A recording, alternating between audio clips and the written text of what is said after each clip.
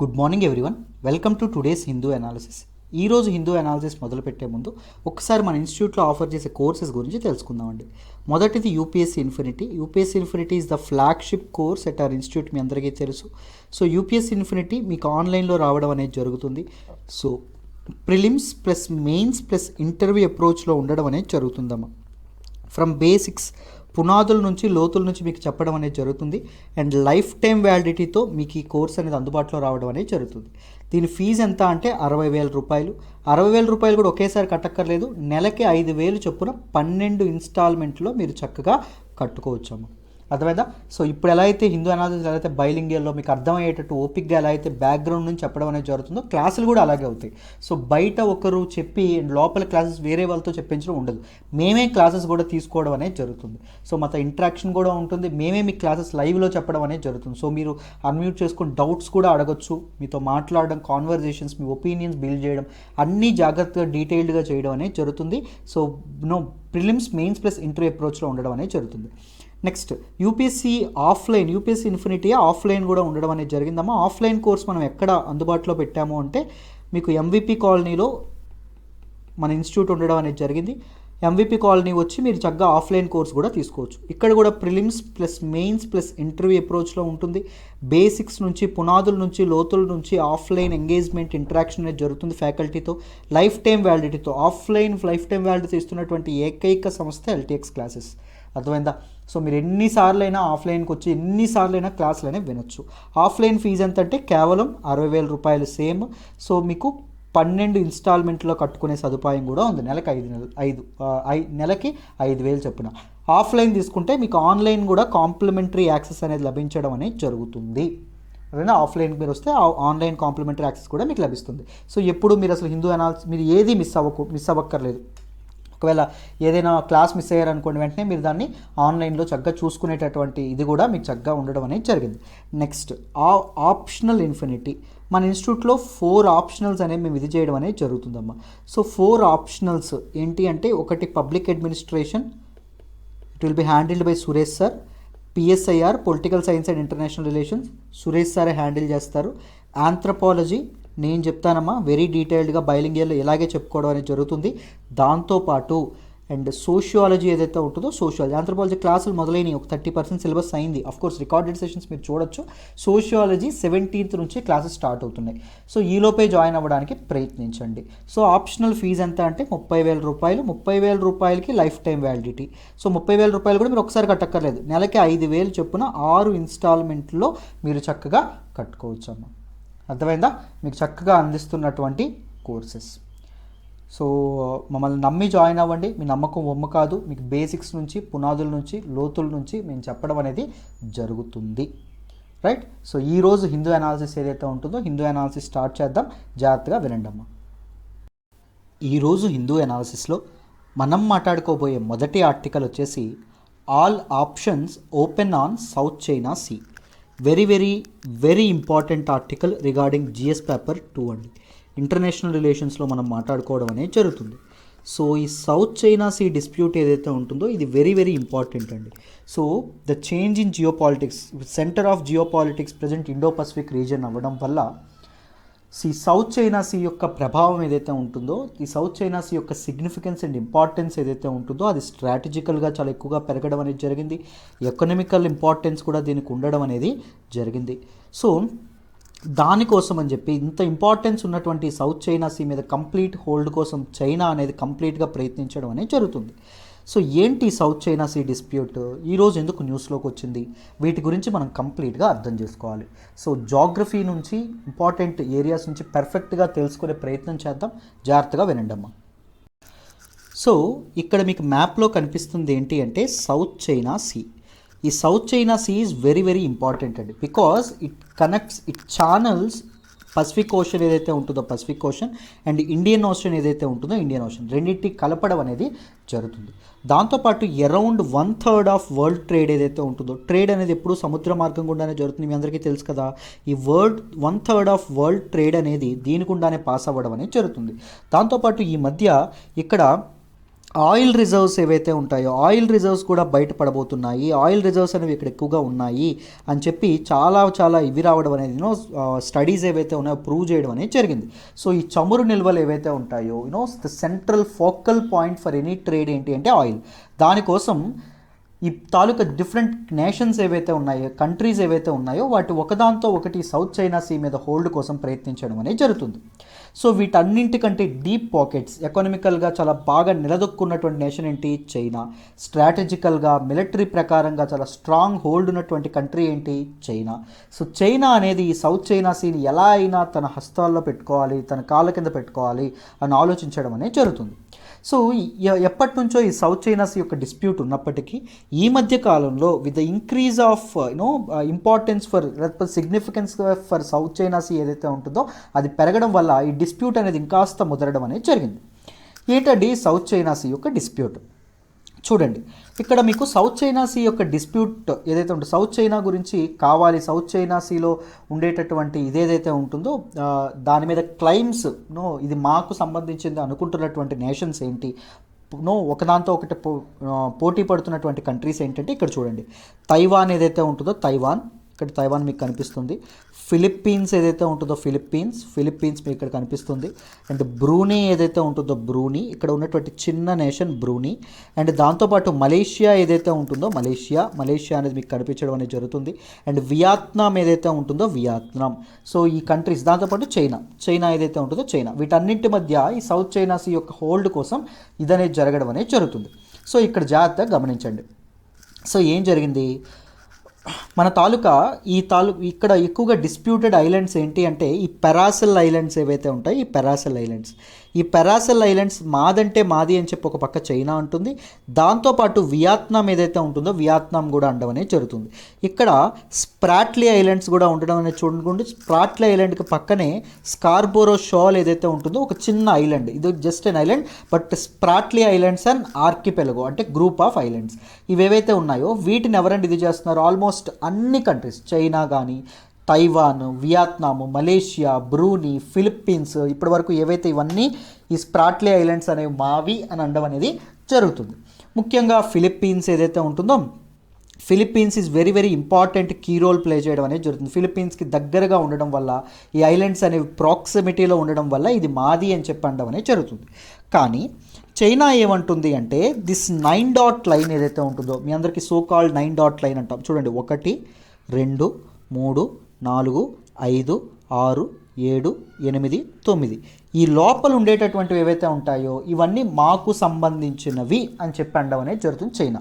ఎందుకు అంటే సుమారు 2000 నుంచి 4000 సంవత్సరాల ముందు రాసినటువంటి పుస్తకాలు ఏం తెలియజేస్తున్నాయంటే సౌత్ చైనా సీ అనేది చైనానప్పుడు పరిపాలించినటువంటి సిగ్ డైనాసిటీ ఏదైతే ఉంటుందో అండ్ సాంగ్ డైనాసిటీ ఏదైతే ఉంటుందో వీళ్ళ అండర్లో ఉండడం అనేది జరిగింది. సో అందుకోసం మాకు హిస్టారికల్గా మాదే కాబట్టి ఇప్పుడు కూడా మాదే అని చెప్పి చైనా వాదించడం అనేది జరుగుతుంది.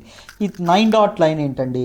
ఈ 9 డాట్ లైన్ గీసింది ఎవరు అంటే 1948 ముందు చైనాలో ఈ కమ్యూనిస్ట్ యొక్క రెబలియన్ ఏదైతే ఉంటుందో, కమ్యూనిస్ట్ రెబలియన్ స్టార్ట్ అవ్వక ముందు చైనాలో ఉన్నటువంటి కేఎంటీ గవర్నమెంట్ ఏదైతే ఉంటుందో, ఈ కేఎంటీ గవర్నమెంట్ ఏదైతే ఉంటుందో దీన్ని republic of China ROC government అని కూడా అంటాం. సో ఆర్ఓసి గవర్నమెంట్ ఏదైతే ఉంటుందో అది గీయడం అనేది జరిగింది, ఈ గీతలు. సో ఇదంతా ఈ లోపలదంతా మాది అని చెప్పడం అనేది జరిగింది. కానీ 1949లో 1949లో ఎప్పుడైతే మనకి చైనా ఏదైతే ఉంటుందో చైనాలో మావో అధ్యక్షతన, మావో నాయకత్వంలో, మావో లీడర్షిప్లో కమ్యూనిస్టు రెబెలియన్ చేసి ఈ కేఎంటీ గవర్నమెంట్ ఏదైతే ఉంటుందో దాన్ని తైవాన్కి తరిమి కొట్టేయడం అనేది జరిగింది. తైవాన్కి తరిమి కొట్టేసిన తర్వాత ఏంటి PRC, People's Republic of China ఏదైతే ఉంటుందో, కమ్యూనిస్ట్ గవర్నమెంట్ ఏదైతే ఉంటుందో అక్కడ స్థాపించడం అనేది, అక్కడ ఉండడం అనేది, అక్కడికి రావడం అనేది జరిగింది. తర్వాత కమ్యూనిస్టులు ఎప్పుడైతే వచ్చారో ఈ సౌత్ చైనా సీ మీద హోల్డ్ కోసం వాళ్ళు ఇంకాస్త ఎక్కువగా ప్రయత్నించడం అనేది జరిగిందాం.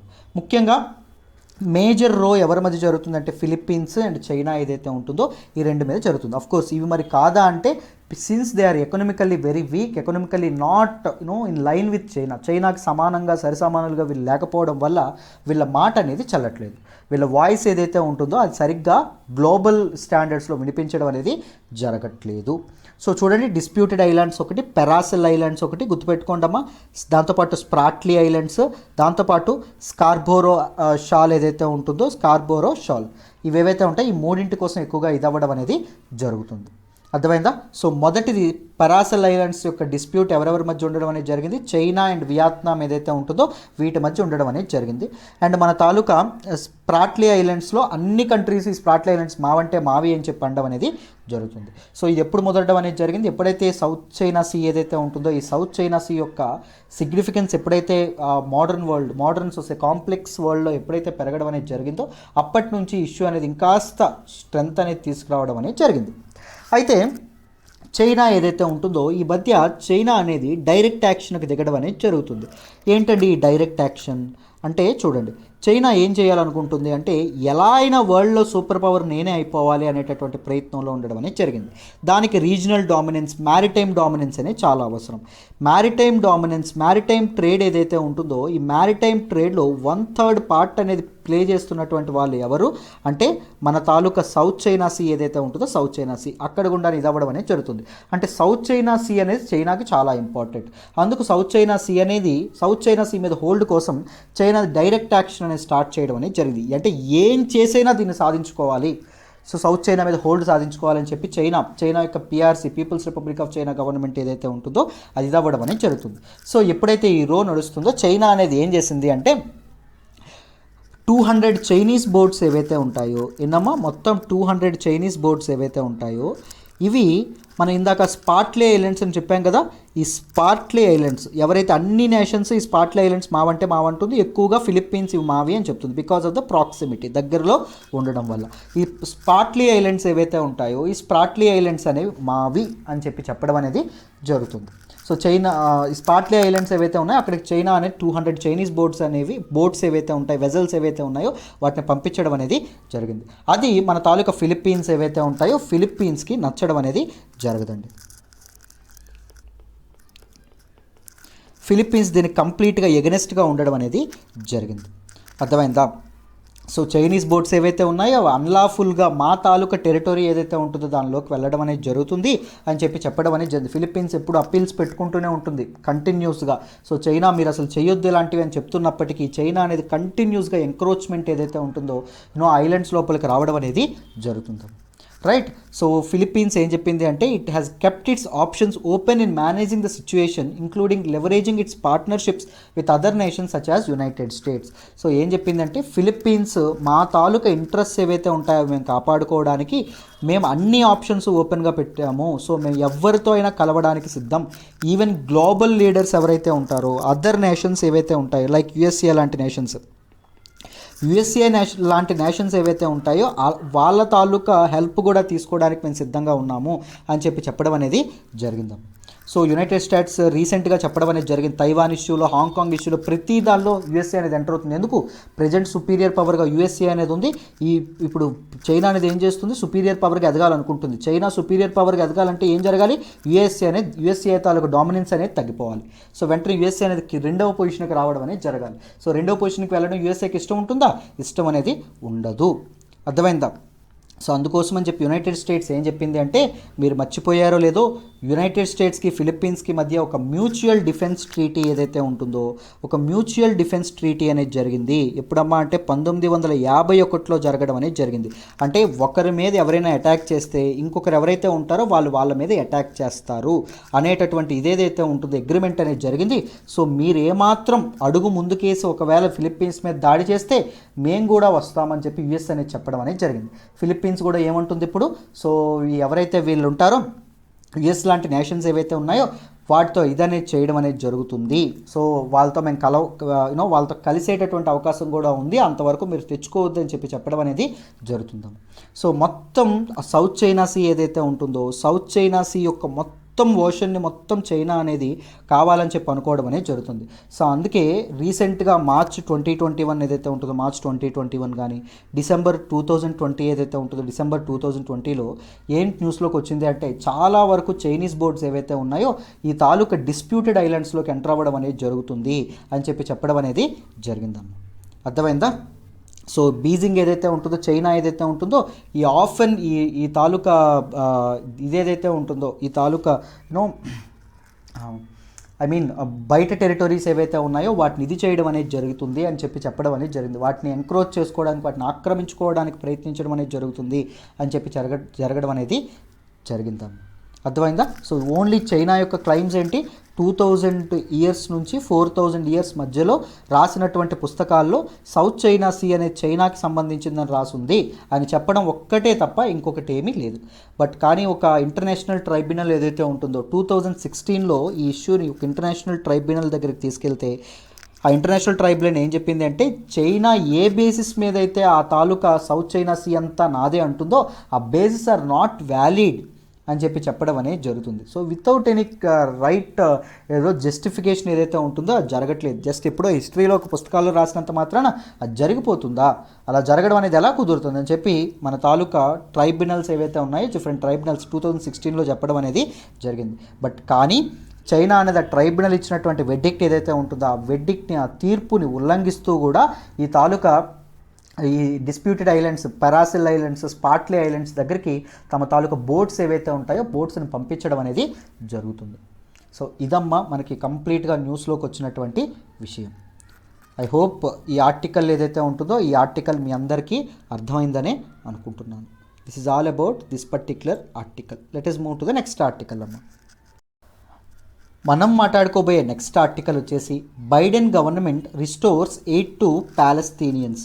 Very very important article regarding GS paper 2 international రిలేషన్స్లోని ఈ ఆర్టికల్ని కూడా మనం మాట్లాడుకోవడం అనేది జరుగుతుంది. ఈ ఆర్టికల్ని కూడా డీటెయిల్డ్గా డిస్కస్ చేద్దాం, జాగ్రత్తగా వినండి. సో ఈ ఆర్టికల్ మీకు అర్థం కావాలి అంటే మీకు ఎంతో కొంత ఇజ్రాయిల్ అండ్ ప్యాలెస్తీన్ ఏదైతే ఉంటుందో వీటి మధ్య కాన్ఫ్లిక్ట్ అనేది అర్థం కావాలి. దీని గురించి కంప్లీట్ వీడియో అనేది నేను ఈరోజు చేస్తాను. నేను ఆల్రెడీ చేశాను, అప్లోడ్ అవుతుంది, ఒకసారి చూడండి, మీకు అర్థమవుతుంది. అండ్ ఈ వీడియోలో మామూలుగా మీకు ఒక టూకీగా ఎక్స్ప్లెయిన్ చేసే ప్రయత్నం అయితే చేస్తాను. చూడండి, మన తాలూకా వీళ్ళు ఎవరైతే ఉన్నారో, బ్రిటిష్ వాళ్ళు ఎవరైతే ఉన్నారో, బ్రిటిష్ వాళ్ళకు ఒక జబ్బు ఉందండి, బ్రిటిష్ వాళ్ళకు ఒక రోగం ఉంది. ఏంటి అంటే ఇండిపెండెన్స్ ఇస్తూ ఏదైతే కాలనీస్గా మార్చుకుంటారో వాటికి ఇండిపెండెన్స్ ఏదైతే ఉంటుందో, స్వతంత్రం ఇస్తూ పార్టీషన్ అనేటటువంటిది చేసేటటువంటి జబ్బు ఉండడం అనేది జరిగింది. సో సపోజ్ ఇండియా చూడండి, ఇండియన్ సబ్ కాంటినెంట్ని, హిందుస్థాన్ ఏదైతే ఉంటుందో దాన్ని ఇండియా అండ్ పాకిస్తాన్గా విడదీయడం అనేది జరిగింది. ఇప్పుడు ఐర్లాండ్ మీరు చూస్తే northern Ireland and republic of Ireland ఏదైతే ఉంటుందో దీనిగా మార్చడం అనేది జరిగింది. మనకు ఐర్లాండ్కి స్వాతంత్రం అనేది ఇస్తూ ఇలా చేయడం అనేది, రిపబ్లిక్ ఆఫ్ ఐర్లాండ్గా మార్చడం అనేది, పార్టీషన్ చేయడం అనేది జరిగింది. ఈవెన్ మన తాలూకా ఇజ్రాయిల్ ఏదైతే ఉంటుందో, ఇజ్రాయిల్ అండ్ ప్యాలెస్తీన్ ఏదైతే ఉంటుందో, ఇలా 2 కంట్రీస్ని వాళ్ళకి ఎవరైతే ఉన్నారో వాళ్ళకి ఇది చేస్తూ స్వాతంత్రం ఇస్తూ ఏం చేశారు అంటే దీన్ని 2 దేశాలుగా విడగొట్టడం అనేది జరుగుతుంది. So it is very similar to Indian politics and Indian పార్టీషన్కి దగ్గరగా ఉండడం అనేది జరుగుతుంది. ఇండియా అండ్ పాకిస్తాన్ ఏదైతే ఉంటుందో దీనికి సెంట్రల్ ఫోకల్ పాయింట్ ఏంటో తెలుసా? మీ అందరికీ తెలుస్తుంది. ఏంటి? రిలీజియన్ ఏదైతే ఉంటుందో, రిలీజియన్ మీ అందరికీ తెలుసు. మన మధ్య రిలేషన్స్కి రిలీజియన్ అనేది, మతం అనేది చాలా పెద్ద కారణం. ఏంటా మతాలు? హిందూయిజం అంటే ఏదైతే ఉంటుందో హిందూయిజం, అండ్ ఇస్లాం ఏదైతే ఉంటుందో ఇస్లాం. ఇజ్రాయిల్ పాలిస్తాన్కి కూడా రిలీజియన్ ఏదైతే ఉంటుందో రిలీజియనే కారణం. ఆ రిలీజియన్ ఏంటి అంటే జూయిష్ ఏదైతే ఉంటుందో, జూస్ ఎవరైతే ఉంటారో వాళ్ళు, యూదులు ఎవరైతే ఉంటారో వాళ్ళు, అరబ్స్ ఎవరైతే ఉంటారో అరబ్స్. సో వీళ్ళిద్దరి మధ్య డిస్ప్యూట్ ఏదైతే ఉంటుందో ఆ డిస్ప్యూట్ వల్ల మన తాలూకా ఇదేదైతే ఉంటుందో, బ్రిటన్ ఏదైతే ఉంటుందో ఆ డిస్ప్యూట్ని మేము తేల్చలేకపోతున్నామని చెప్పి యునైటెడ్ నేషన్స్ వెళ్ళిపోతూ సో ఈ తాలూకా కాన్ఫ్లిక్ట్, జూస్కి అండ్ అరబ్స్కి మధ్య ఉన్నటువంటి కాన్ఫ్లిక్ట్ని మీరే తీర్చండి అని చెప్పి యునైటెడ్ నేషన్స్ ఏదైతే ఉంటుందో యునైటెడ్ నేషన్స్కి ఒక ఇది చెప్పడం అనేది జరిగింది, ఒక ఇది చేయడం అనేది జరిగిందమ్మా. యునైటెడ్ నేషన్స్కి ఆ బాధ్యత అప్పగించడం అనేది జరిగింది. United nations came up with a plan. So 2 state policy లాగా, అంటే 2 పార్టీషన్ ఏదైతే ఉంటుందో పార్టీషన్ ప్లాన్తో రావడం అనేది జరుగుతుంది. దానికి యూదులు ఎవరైతే ఉంటారో వీళ్ళు ఒప్పుకుంటారు, కానీ అరబ్స్ ఎవరైతే ఉంటారో వీళ్ళు ఒప్పుకోవడం అనేది జరగదు. సో అప్పటి నుంచి ఏం జరుగుతుంది అంటే దాని తర్వాత 1948 ఏదైతే ఉంటుందో, 1948 ఏదైతే ఉంటుందో, 1948లో ఈ తాలూకా అరబ్ నేషన్స్ ఒప్పుకోనటువంటి అరబ్ ప్లేసెస్ ఏవైతే ఉంటాయో, తర్వాత చుట్టుపక్కల ఉన్నటువంటి ఇస్లామిక్ నేషన్స్ ఏవైతే ఉన్నాయో అవన్నీ ఇజ్రాయిల్ ఏదైతే ఉంటుందో ఇజ్రాయిల్ మీద కంప్లీట్గా అటాక్ చేయడం అనేది జరుగుతుంది. కంప్లీట్గా అటాక్ చేయడం వల్ల ఇజ్రాయిల్ అందరి మీద గెలిచేసి యునైటెడ్ నేషన్స్ వాళ్ళకి కనిపించినటువంటి ల్యాండ్ మాస్ కంటే ఇంకొక 50% ఎక్స్ట్రా ల్యాండ్ మాస్ ఏదైతే ఉంటుందో దాన్ని వాళ్ళు సొంతం చేసుకోవడం అనేది జరుగుతుంది. సో అప్పటి నుంచి మన తాలూకా ఇజ్రాయెల్కి ప్యాలెస్తీన్ ఏదైతే ఉంటుందో ప్యాలెస్తీన్కి మధ్య ప్యాలెస్తీన్ హౌసెస్ అరబ్స్ అండి.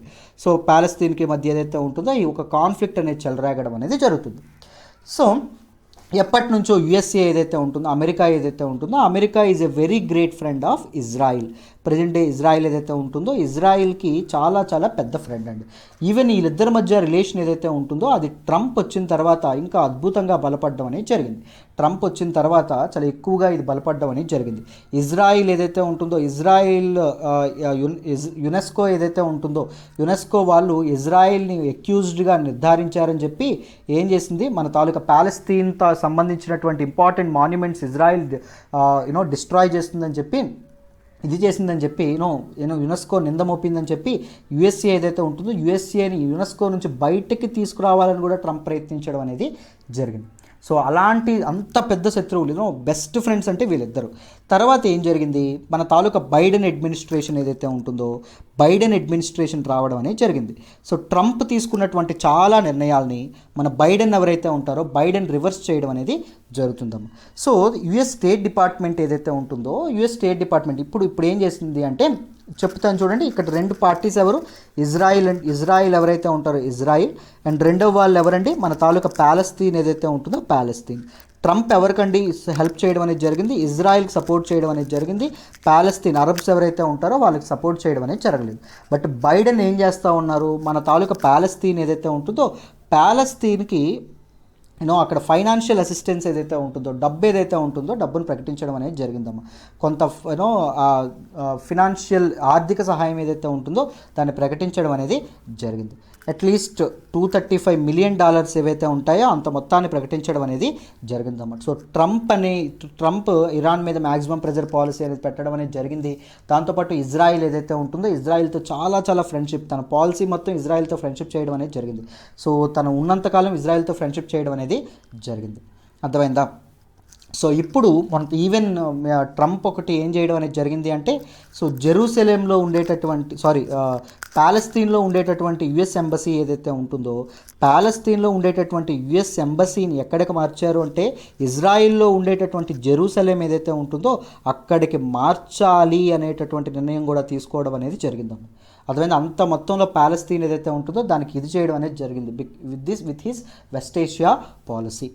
సో మొత్తం $235 మిలియన్ ఏవైతే ఉన్నాయి ఇవి ప్యాలెస్తీన్కి బైడెన్ స్టేట్ సెక్రటరీ ఎవరైతే ఉన్నారో వాళ్ళు అనౌన్స్ చేయడం అనేది జరిగింది. సో దానిలో మొత్తం $235 మిలియన్ $75 మిలియన్ ఏవైతే ఉన్నాయో అవి West Bank and Gaza Strip ఏదైతే ఉంటాయో West Bank and Gaza Strip are part of Palestine అండి. సో గాజా స్ట్రిప్ ఏవైతే ఉంటాయో వెస్ట్ బ్యాంక్ని ఆ టైంలో వార్ జరిగిందని చెప్పాను కదా. సో అరబ్ నేషన్స్ వెస్ట్ బ్యాంక్ని జోర్డాన్ ఏదైతే ఉంటుందో జోర్డాన్ లాక్కోవడం అనేది జరిగింది. ఈ గాజా స్ట్రిప్ ఏదైతే ఉంటుందో దీన్ని ఈజిప్ట్ ఏదైతే ఉంటుందో ఈజిప్ట్ సొంతం చేసుకోవడం అనేది జరిగింది ఇజ్రాయిల్ నుంచి. అర్థమైందా? సో ఇజ్రాయిల్ ప్యాలెస్తీనా గురించి కంప్లీట్ ఒక వీడియో చేస్తాను, మీకు అర్థమవుతుంది ఆ వీడియో చేస్తే. సో ఇక్కడ మాత్రం ఏది న్యూస్లోకి వచ్చిందో చూద్దాం, అది జాగ్రత్తగా వినండాము. So $75 million West Bank and Gaza స్ట్రిప్కి ఎకనామిక్ దీనికి ఇవ్వడం అనేది జరిగింది. అండ్ $10 మిలియన్ ఏవైతే ఉంటాయో $10 మిలియన్ పీస్ బిల్డింగ్ ప్రోగ్రామ్ ఏదైతే ఉంటుందో యుఎస్ యొక్క పీస్ బిల్డింగ్ ప్రోగ్రామ్ అంటే US aid United nations agency for international development ఏదైతే ఉంటుందో దీనికి ఇది చేయడం అనేది జరిగింది. అండ్ $150 ఏదైతే ఉంటుందో $150 మిలియన్ ఏదైతే ఉంటుందో అది UNRWA United nations relief and works agency ఏదైతే ఉంటుందో దానిలో ఒక హ్యుమానిటేరియన్ గ్రౌండ్స్ కింద దీనికి ప్రకటించడం అనేది జరిగింది. సో దీనిలో ఎడ్యుకేషనల్ అసిస్టెన్స్ ఏదైతే ఉంటుందో ఈ UNRWA ఏదైతే ఉంటుందో ఇది ఏం చేస్తుంది అంటే ప్యాలెస్తీన్ చిల్డ్రన్ మొత్తం 5 లక్షల మంది ప్యాలెస్తీనియన్ చిల్డ్రన్ ఎవరైతే ఉంటారో వాళ్ళకి ఎడ్యుకేషనల్ ఆపర్చునిటీస్ ప్రొవైడ్ చేయడానికి ఇది చాలా చాలా కృషి చేయడం అనేది జరుగుతుంది. సో ట్రంప్ ఉండేటప్పుడు UNRWA ఏదైతే ఉంటుందో United nations relief and works agency ఏదైతే ఉంటుందో దానికి ఫండింగ్ మొత్తం కట్ చేయడం అనేది జరిగింది. కానీ ఇప్పుడు ఏం చేస్తున్నారు, మన తాలూకా 2018లో కట్ చేయడం అనేది జరిగింది. ఇప్పుడు బైడెన్ అడ్మినిస్ట్రేషన్ వచ్చిన తర్వాత మళ్ళీ ఫండింగ్ ఏదైతే ఉంటుందో దాన్ని రివైవ్ చేయాలని చెప్పి అనుకోవడం అనేది జరుగుతుందమ్మా. ట్రంప్ చేసినటువంటి ప్రతి పాలసీ, ప్యారిస్ క్లైమేట్ డీల్ నుంచి ట్రంప్ బయటకు వచ్చేయడం, మళ్ళీ బైడెన్ చేరడం, WHO నుంచి ట్రంప్ బయటకు వచ్చేయడం, మళ్ళీ బైడెన్ చేరడం, యునెస్కోకి మళ్ళీ సపోర్ట్గా నిలబడడం, ట్రంప్ ఏదైతే నిర్ణయాలు తీసుకున్నారో కంప్లీట్ ఆపోజిట్ నిర్ణయాలన్నీ, ఆపోజిట్ డెసిషన్స్ అన్నీ మన తాలూకా బైడెన్ ఎవరైతే ఉన్నారో ఈయన తీసుకోవడం అనేది మొదలుపెట్టారు. So the administration has already announced 15 million in the corona virus relief to Palestinians. So ఇప్పటికే మన తాలూకా యుఎస్ అడ్మినిస్ట్రేషన్ అనేది COVID-19 రిలీఫ్ కోసం పాలస్తీనియన్స్కి $15 million ఏదైతే ఉంటుందో అది కూడా అనౌన్స్ చేయడం అనేది జరిగిందమ్మా. అర్థమైందా? సో ఇజ్రాయిల్ ఏం సమాధానం, ఇజ్రాయిల్ రియాక్షన్ ఏంటి అంటే, Israel has strongly oppose this financial assistance. ఈ ఫండింగ్ ప్లాన్స్ని చాలా చాలా ఘోరంగా ఇజ్రాయిల్ అనేది తప్పు పట్టడం అనేది జరిగిందమ్మా. అర్థమైందా? ఇది సరైనది కాదు అని చెప్పడం అనేది జరిగింది. So this is all about this particular article. I hope మీ అందరికీ ఈ పర్టికులర్ ఆర్టికల్ అనేది డీటెయిల్డ్గా అర్థమైందనే అనుకుంటున్నాను. సో దీని గురించి ఒక వీడియో చేస్తాను, జాగ్రత్తగా మీరు ఆ వీడియో చూస్తే ఇంకా ఇజ్రాయిల్ పాలస్తీన్ మధ్య కాన్ఫ్లిక్ట్ అనేది అర్థమవుతుంది. సింపుల్గా ఎలా గుర్తుపెట్టుకుంటారు, యూదులకి అండ్ అరబ్బులు ఎవరైతే ఉంటారో అరబ్బులకి జరిగినటువంటి ఒక కాన్ఫ్లిక్ట్ లాగా దీన్ని గుర్తుపెట్టుకోండి, సరిపోతుంది. Right? I hope you understand this particular article amma. Let us move to the next article. మనం మాట్లాడుకోబోయే నెక్స్ట్ ఆర్టికల్ వచ్చేసి suspected African swine fever outbreak in Mizoram.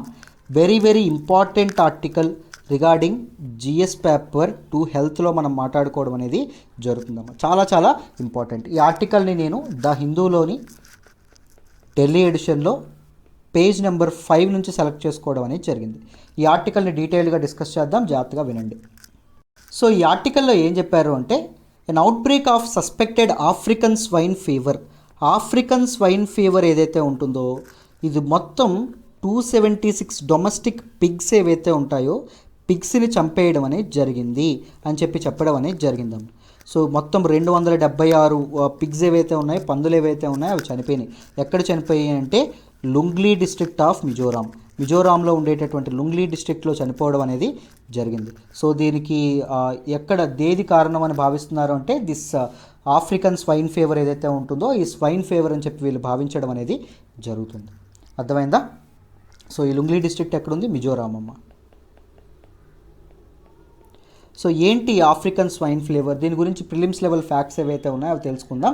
చూడండి, సో చాలామందికి డౌట్ ఉంటుంది African swine fever and swine flu ఏదైతే ఉంటుందో swine flu ఒకటేనా అని. సో స్వైన్ ఫ్లూ వేరు, ఈ ఆఫ్రికన్ స్వైన్ ఫీవర్ ఏదైతే ఉంటుందో ఇది వేరండి. సో ఈ వైరస్ ఏదైతే ఉంటుందో this doesn't affect people and there is no impact on human health. So swine flu ఏదైతే ఉంటుందో స్వైన్ ఫ్లూ అనేది హ్యూమన్స్కి ఎఫెక్ట్ చేయడం అనేది జరుగుతుంది. సో బోత్ హ్యూమన్స్కి అండ్ యానిమల్స్కి ఎఫెక్ట్ చేసేటటువంటి వైరస్ని ఏమంటాం? జునోటిక్ వైరస్ అని చెప్పి అనడం అనేది జరుగుతుంది. సో డిసీజ్ ఇద్దరికి ఇది చేసేటటువంటి డిసీజ్ని ఏమంటాం? జునోటిక్ డిసీజ్ అని చెప్పడం అనేది జరుగుతుంది. So corona virus is a zoonotic disease. So it can affect both animals and దాంతోపాటు హ్యూమన్స్ ఎవరైతే ఉంటారో వీటిని ఇది చేయడం అనేది జరుగుతుందమ్మ. అండ్ దిస్ స్వైన్ ఫ్లూ ఏదైతే ఉంటుందో, వేరే swine flu is a respiratory disease of pigs which is caused by type A influenza virus. So influenza వైరస్లో టైప్ ఏ ఇన్ఫ్లుయెంజా వైరస్ ఉంటుంది కదా, దానివల్ల ఈ స్వైన్ ఫ్లూ ఏదైతే ఉంటుందో స్వైన్ ఫ్లూ ఇది అవ్వడం అనేది జరుగుతుంది. అండ్ ఈ స్వైన్ ఫ్లూ అనేది హ్యూమన్స్కి కూడా అటాక్ చేయడం అనేది జరుగుతుంది. వెరాజ్ ఏఎస్ఎఫ్ ఏదైతే ఉంటుందో ఆఫ్రికన్ స్వైన్ ఫ్లూ ఏదైతే ఉంటుందో it is a severe viral disease that affects wild and domestic pigs.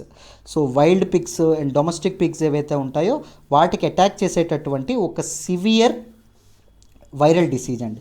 And typically resulting in an acute haemorrhagic fever. So ఇది ఫీవర్ ఏదైతే ఉంటుందో ఫీవర్ని ఎక్కువగా కలగజేయడం అనేది జరుగుతుంది. విపరీతమైనటువంటి వేడితో మనకి ఫీవర్ ఏదైతే ఉంటుందో ఫీవర్ని కలగజేయడం అనేది జరుగుతుంది. So it is caused by a large DNA of virus of the Asfarviridae family.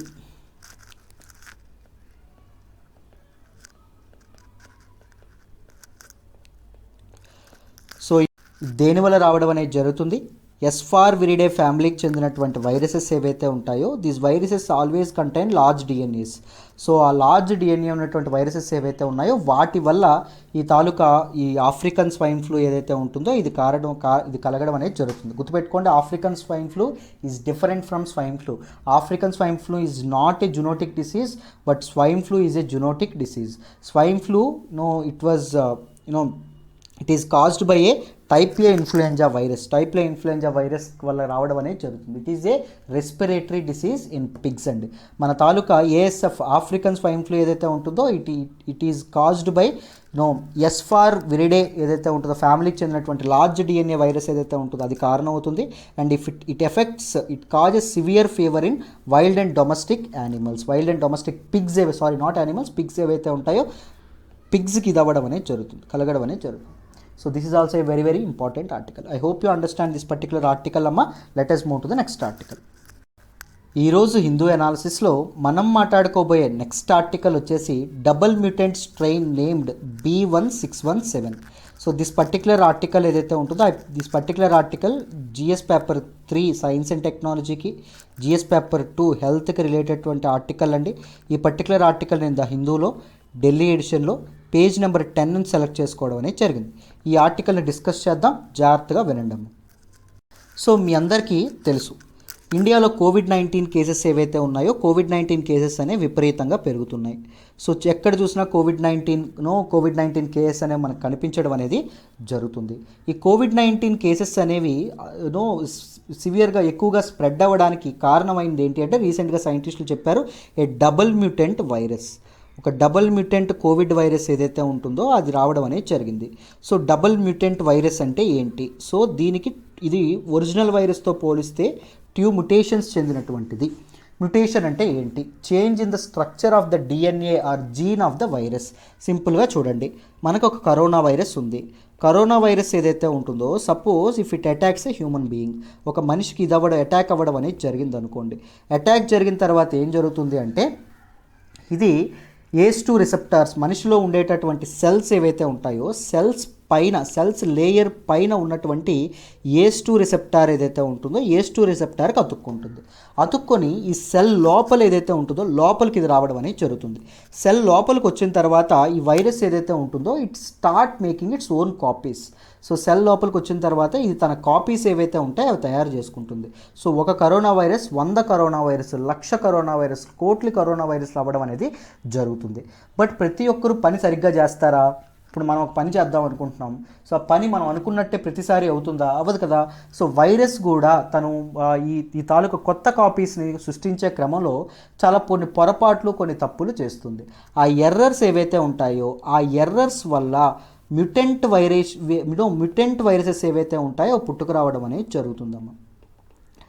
So virus యొక్క జెనెటిక్ మెటీరియల్ ఏదైతే ఉంటుందో చేంజ్ అయ్యి రావడం అనేది జరుగుతుంది. సో ఈ మ్యుటేషన్స్ వల్ల ఇదేంటి అంటే కొన్ని చాలా సివియర్ మ్యుటేషన్స్గా మారడం అనేది జరుగుతుంది. అంటే ఏ మందు లేకపోతే ఏ వ్యాక్సిన్కి పనిచేయకుండా రెసిస్టెంట్గా ఉండేటటువంటి వైరస్లుగా కొన్ని మారుతాయి. కొన్ని మ్యుటేషన్స్ ఎలా ఉంటాయి అంటే త్వరగా ఈజీగా స్ప్రెడ్ అయ్యేటటువంటి మ్యుటేషన్స్గా కొన్ని మారడం అనేది జరుగుతుంది. అవి కూడా కరోనా వైరస్లే, బట్ కానీ కొన్ని మ్యుటేషన్ అంటే ఏంటి? చేంజ్. డబుల్ మ్యూటెంట్ వైరస్ అంటే ఏంటి? ఈ వైరస్లో 2 చేంజెస్. ఒరిజినల్ కరోనా వైరస్తో పోలిస్తే కోవిడ్-19 జెనెటిక్ మెటీరియల్తో పోలిస్తే దీనికి 2 చేంజెస్ అనేవి కనిపించడం అనేది జరిగిందంట. అదే డబుల్ మ్యూటెంట్ వైరస్. సో మన ఇండియాలో ఈ తాలూకు కోవిడ్ కేసులు ఏవైతే ఉంటాయో అవి పెరగడానికి మెయిన్ కల్ప్రిట్ ఏంటి అంటే ఈ డబుల్ మ్యూటెంట్ వైరస్ ఏదైతే ఉంటుందో ఈ డబుల్ మ్యూటెంట్ వైరస్. ఈ డబుల్ మ్యూటెంట్ వైరస్ని దీనికి ఒక సైంటిఫిక్ క్లాసిఫికేషన్ ఇచ్చారండి, ఒక పేరు పెట్టారు. ఆ పేరు ఏంటంటే B1617 అనేటటువంటి పేరు ఏదైతే ఉంటుందో ఆ పేరు పెట్టడం అనేది జరిగింది. ఈ వేరియంట్ అనేది ముఖ్యంగా ఎక్కడ ఇండియా ఏదైతే ఉంటుందో మన భారతదేశంలో చాలా చాలా కామన్గా ఉండడం అనేది జరిగింది. అండ్ ఈ B167 ఏదైతే ఉంటుందో దీనికి ఎన్ని మ్యుటేషన్స్ అయినా డబుల్ మ్యూటెంట్ అన్నాం కదా, 2 మ్యుటేషన్స్. ఏంటండి ఆ మ్యుటేషన్స్ అంటే E484Q ఒకటి, ఇంకొక మ్యుటేషన్ ఏమన్నారు L425R అని చెప్పి అనడం అనేది జరిగింది. సో ఈ 2 మ్యుటేషన్స్ అనేవి రావడం అనేది జరిగింది. సో అందువల్ల ఈ మ్యుటేషన్స్ ఉండడం వల్ల ఈ వైరస్ని ఏం చేయడం అనేది జరిగింది, it became more infectious and evade antibodies. So మన తాలూకు యాంటీబాడీస్ అంటే ఏంటండి? సో లోపలికి వచ్చినటువంటి కరోనా వైరస్ ఏదైతే ఉంటుందో దీన్ని ఏమంటాము? ప్యాథోజన్ అంటాం. సో ఇది ఎప్పుడైతే ఎంటర్ అవుతుందో మన తాలూకు ఇమ్యూన్ సిస్టమ్ ఏదైతే ఉంటుందో దీనికోసం పోరాడడానికి యాంటీబాడీస్ ఏవైతే ఉంటాయో ఈ యాంటీబాడీస్ని జనరేట్ చేయడం అనేది జరుగుతుందమ్మా. సో మన బాడీ అనేది మన ఇమ్యూన్ సిస్టమ్ ఏం చేస్తుంది, యాంటీబాడీస్ని బయటికి వదల్చడం అనేది జరుగుతుంది. బట్ ఈ యాంటీబాడీస్ని కూడా లెక్క చేయకుండా ఈ తాలూకా కొత్త డబుల్ మ్యూటెంట్ వైరస్ ఏదైతే ఉంటుందో అది విపరీతంగా స్ప్రెడ్ అవ్వడం అనేది జరుగుతుందంట. That is a concern. అది నిజంగా ఒక ఇబ్బంది పెట్టేటటువంటి ఒక అంశం. Though these mutations have individually been found in several other corona virus variants, the presence of both mutations together were first found in some corona virus genomes from India.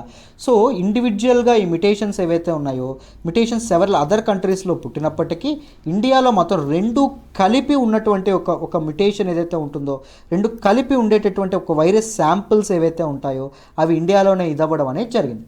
Already there were 3 variants of concern ఉండడం అనేది జరిగింది. 3 variants of concern అంటే మన తాలూకు COVID-19 spread అనేది పెరగడానికి mutant ఏవైతే ఉన్నాయో అవి ఏంటవి, యూకే స్ట్రెయిన్ ఏదైతే ఉంటుందో యూకే స్ట్రెయిన్, యూకే వేరియంట్ అని కూడా అనడం అనేది జరిగింది.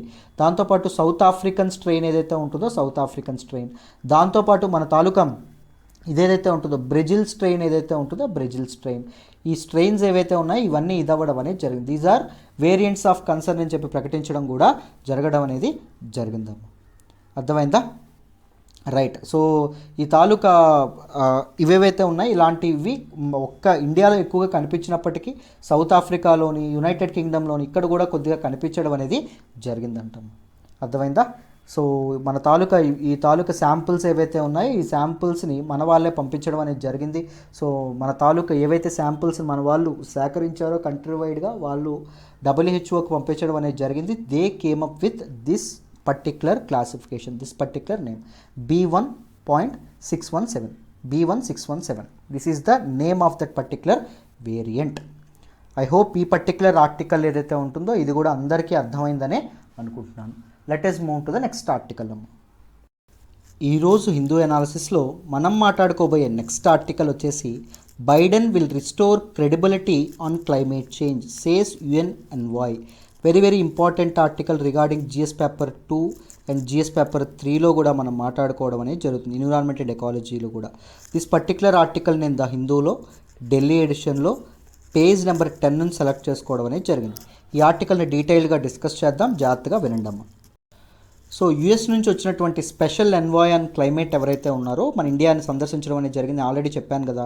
సో నిన్నటి హిందూ అనాలిసిస్లో చెప్పాను. ఆయన ఎవరైతే ఉన్నారో ఆయన ఒక స్టేట్మెంట్ ఇవ్వడం అనేది జరిగింది, ఒక ఎసర్షన్ అనేది ఇవ్వడం అనేది జరిగిందండి, ఒక మాట ఇవ్వడం అనేది జరిగింది. He accepted that the Biden administration is trying to restore the US credibility on climate change. Climate change ఏదైతే ఉంటుందో,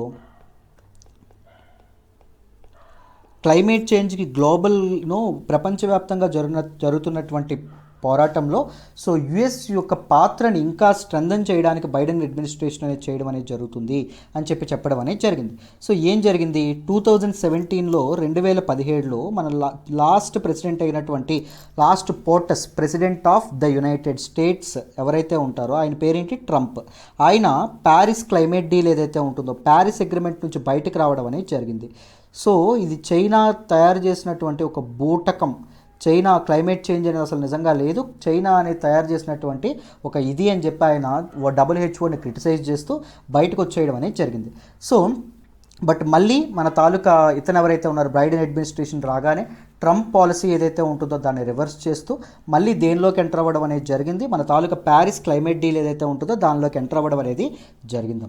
సో ఈ మన UNENVOY ఎవరైతే ఉన్నారో he pushed for more ambitious targets and cutting emissions. So climate చేంజ్కి మన America అనేది support చేస్తుందని చెప్పారు.